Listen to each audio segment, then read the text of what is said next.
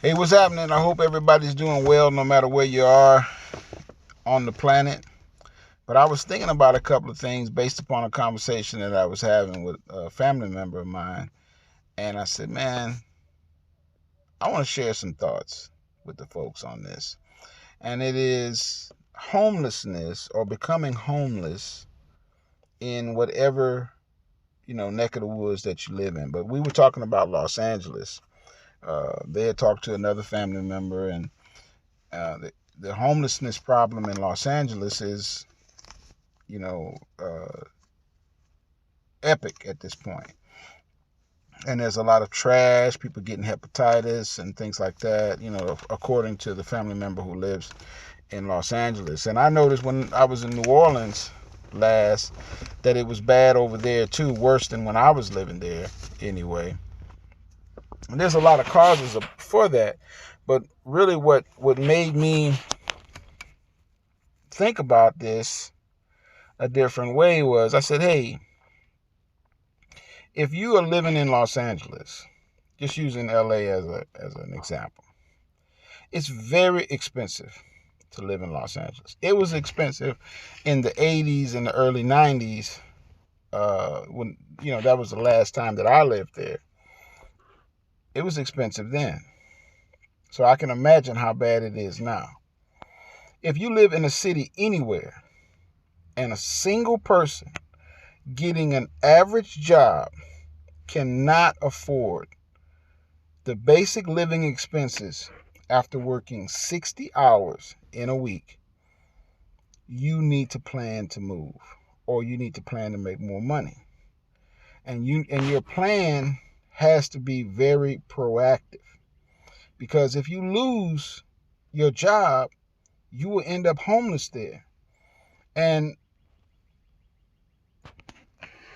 I think that is what's happening to most of these people. I know a lot of people that live in Los Angeles that are just like addicted to Los Angeles. And I could rag on Los Angeles, you know what I mean? I got enough time in LA to say a bunch of things about LA. The last time I was there, the traffic, which was 2012, something like that, the traffic was absolutely horrendous. I don't think it's gotten any better. Um, but that's not what this video is about. It's about viability. Is it viable for you? Do you have a plan that makes that situation viable for you? If you don't, you need to move around. You need to kick rocks, shake the dust off, and you need to move. And you need to move before you fall. What is the point of waiting to crash? And I think it's happening because a lot of people really don't know how to plan or how to make a determination about whether or not the thing is working, or they don't have the intestinal fortitude, as my pop used to say, to pull the trigger and do something different. So all of this is, IMO, in my opinion. If you can't live off of 60 hours working your job, and I'm not talking about a roommate situation. I'm not talking about husband got a 60-hour, wife got a 40-hour. No, I'm talking about one person. That place that you've chosen to live is too expensive for you. You need to move somewhere and get, viable employment in a place where you can live within your means, or within that means, because that is your means at that point. You need to think about what type of transportation you have. It's better to live in a van. If you end up homeless, you're a lot better in a van than you are in a little car. Are you paying a note on the car? Or do you have good transportation? Can you get good transportation that you can pay for all one time? This is real, because a lot of people, they go out and they buy these cars, and they use the excuse, well, I just need reliable transportation. I don't care how you do the math on a new car. You are spending too much per month for a new car. Now, there's some people who can afford it more than others, but there's a whole lot of poor people who invest in that's not working for you. You know, you may survive it, but that's what you are. You're a survivor. Okay, you're not a thriver when you make that decision. Pay for something that you can pay for all in one whop. Think about what's really going on in your life, where you're gonna go. If you got a lot of backup, then it's no big deal. You know what I mean? Like if you got family homes and things like that where you can live and you're not gonna be, made homeless, I'm not talking to you.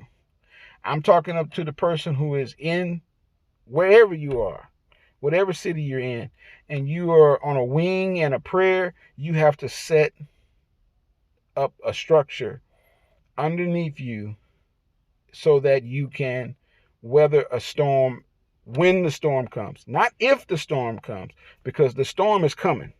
That much we know, right? So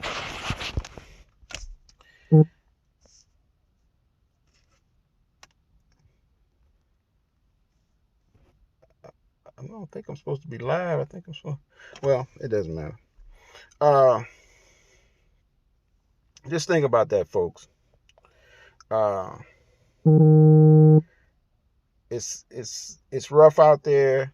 I know it's rough out there, but if you're in LA right now or a similar type city with a cost of living that high and you barely making it, you need to have an exit strategy.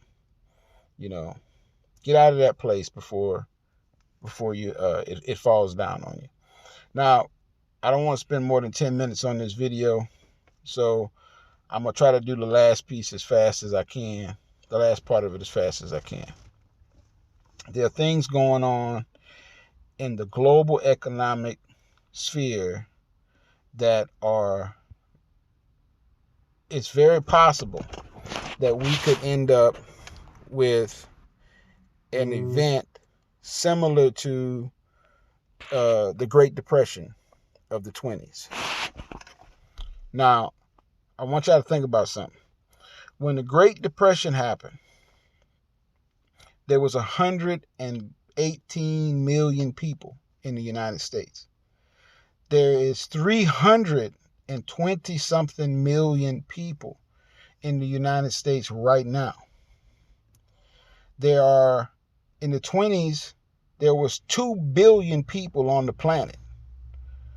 Right now, there's 7.5 billion people on the planet. So any type of mass economic fall like that is going to be catastrophic.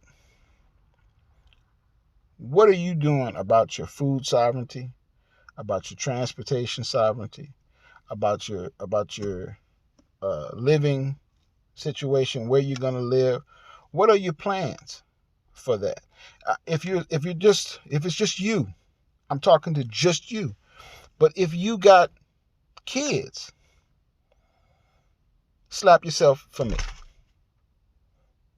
If you have no plan, slap yourself for me. Because that's what I'm trying to do with this video. I'm trying to slap you into reality and think about what's going on out here. The dollar is looking real shaky. If the dollar goes down, inflation goes up. So what you pay for a gallon of milk could, instead of it being $3, $4, or whatever it might be in your particular part of the country, it could be $12. If gasoline, where I'm at right now, and I'm doing this video, people may be watching this video a year from now, 10 years from now, whatever. But it's July of 2019. And gas is, I think, about $2.40 a gallon where I live. So what if or in Los Angeles, I think it's like $2 higher than that per gallon. I don't know the exact price, but what if gas went up to $12? What you think your light bill would be? You know, you got a fuel surcharge on your light bill. So what would happen to your light bill? What would happen to your water bill? You know, if you got a mortgage, do you think your mortgage is going to stay the same? Some people will, but other people, if you got an adjustable rate mortgage, it's going to go way up. It's going to go crazy. Is that going to put you in a situation where you're homeless? I'm not telling you to sell your house. I'm telling you, get a parachute to your plan. That's it. 11 minutes. I'm out of here. Love you for free. And I hope it was of some benefit. Let's have the discussion though. You know what I mean? Let's have the discussion.